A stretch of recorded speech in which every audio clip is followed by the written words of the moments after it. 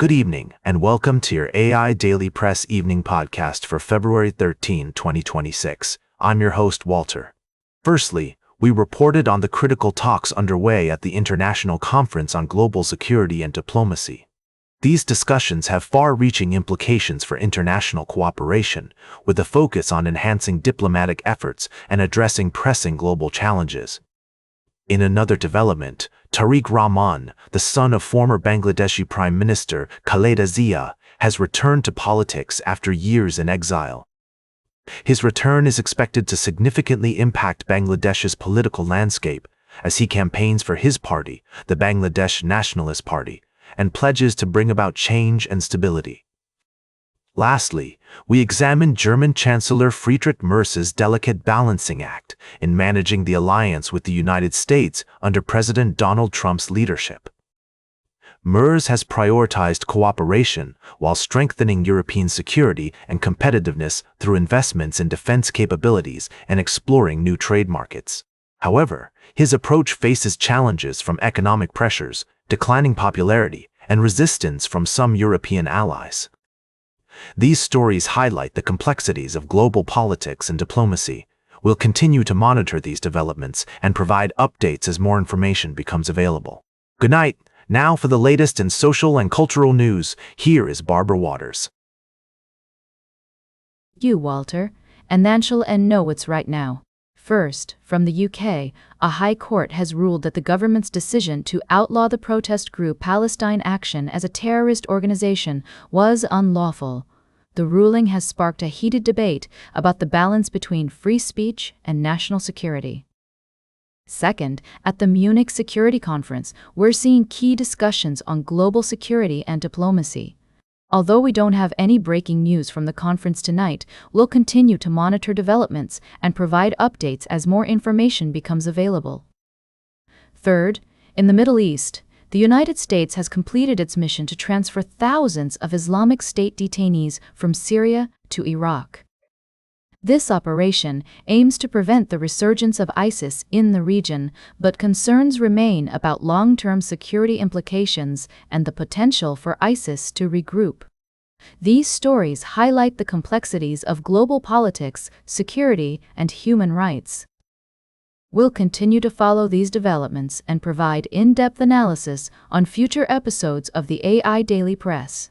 Now, for the latest in business and finance, here is Louis Riskweiser. Thank you, Barbara. In our latest updates, we've seen a mixed bag of economic news that reflects the complexities of the current market landscape. Firstly, the Consumer Price Index report indicated an annual inflation rate of 2.5% in January, which is cooler than expected, suggesting some easing in price pressures. This development could provide relief to consumers who have been feeling weighed down by the rising cost of living. In other news, the Trump administration's plans to roll back tariffs on metal and aluminum goods could have far-reaching consequences for industries both domestically and internationally. This move might be seen as an effort to ease tensions and stimulate economic activity, especially given the challenges posed by the COVID-19 pandemic. We've also been following the story of the DP World boss's departure after revelations about emails related to Jeffrey Epstein, highlighting the ongoing fallout from the scandal and the public's demand for accountability. Lastly, discussions about the future of work and automation replacing certain jobs serve as a reminder that decisions made today about tariffs, trade relationships, and corporate governance will have lasting impacts on workers, industries, and societies as a whole. These stories illustrate the interconnected nature of global economics and politics, where decisions in one sphere can have far-reaching effects. We'll continue to monitor these developments closely and provide updates as more information becomes available. Now for the latest in science and technology, here is Carl Starman. Thank you, Louis. Firstly, we reported on the latest developments in SpaceX's Starship program, with the company completing cryogenic proof testing on its upgraded Super Heavy booster. This milestone paves the way for the next test flight of Starship V3, which could launch within the next 6 to 8 weeks.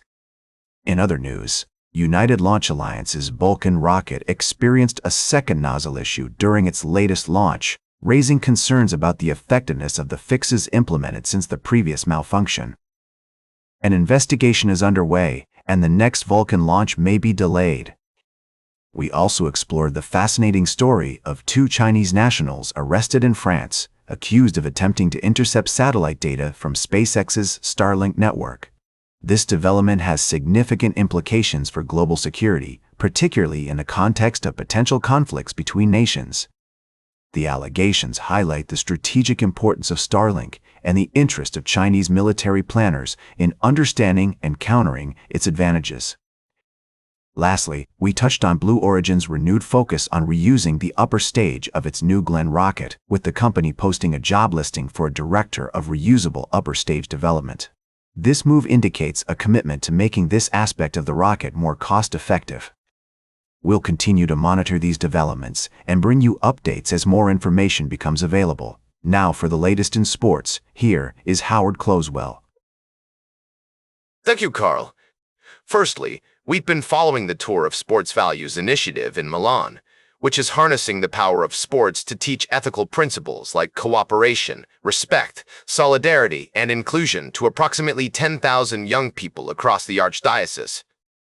This innovative program has already shown promising results, with renowned athletes emerging from these settings.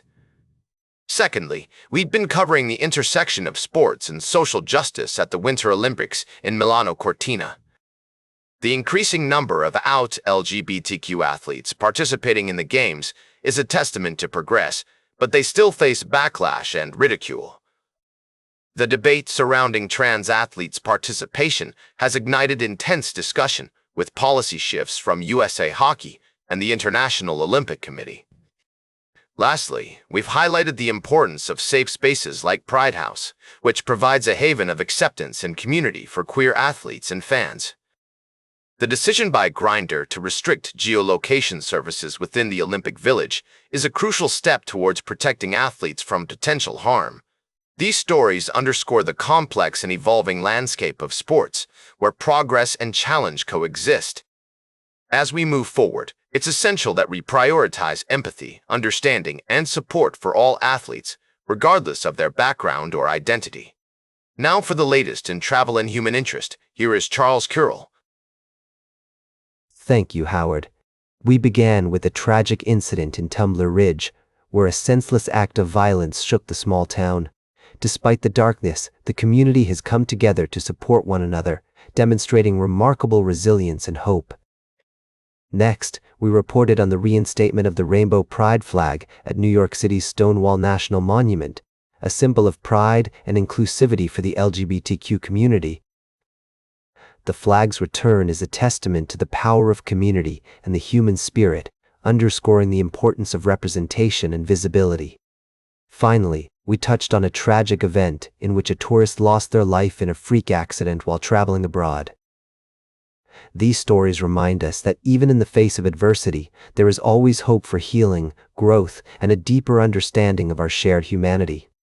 As we conclude this evening's podcast, I invite you to join me in sending thoughts and prayers to those affected by these events. Let us honor their memories, support those struggling, and strive to create a more compassionate and inclusive world. Now for the latest in fashion and entertainment, here is Joan Streams. Thank you, Charles. First up, we paid tribute to the late NBA legend Anthony Edwards. No, wait, not that one. We actually talked about the current NBA star Anthony Edwards, who's making waves with his production company, 3/5 Media. This young athlete is killing it on and off the court, showcasing his authenticity and creativity in projects like the Believe That award show and Adidas ads.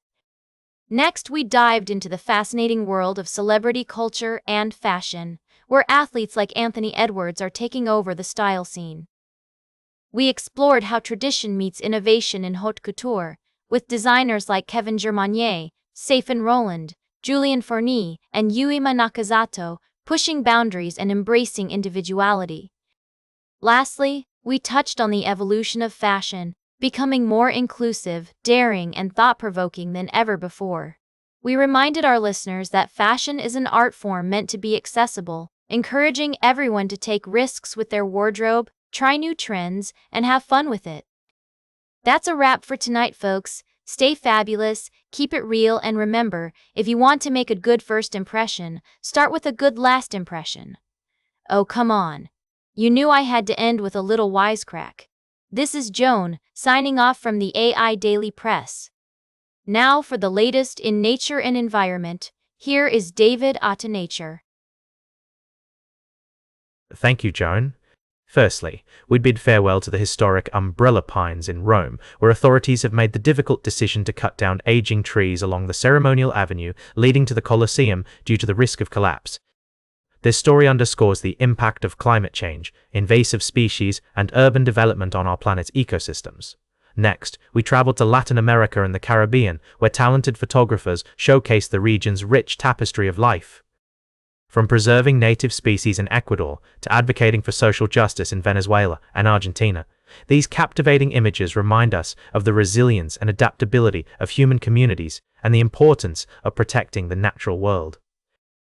Lastly, we remembered the remarkable story of Ramon Pucha in Ecuador, who demonstrated the ingenuity of indigenous communities in preserving their natural heritage by turning a leaf into a hat to protect himself from the sun. This simple yet ingenious technique highlights the resourcefulness of local communities in promoting biodiversity and preserving their cultural traditions. As we reflect on these stories, we're reminded of our shared responsibility to protect the delicate balance of our ecosystems and promote social justice. Join us tomorrow for more thought-provoking discussions and explorations of the human experience on the AI Daily Press. And that completes our evening podcast for today. Thank you for listening. Until tomorrow morning, I'm David Otta Nature for AI Daily Press, the world's most unbiased news source.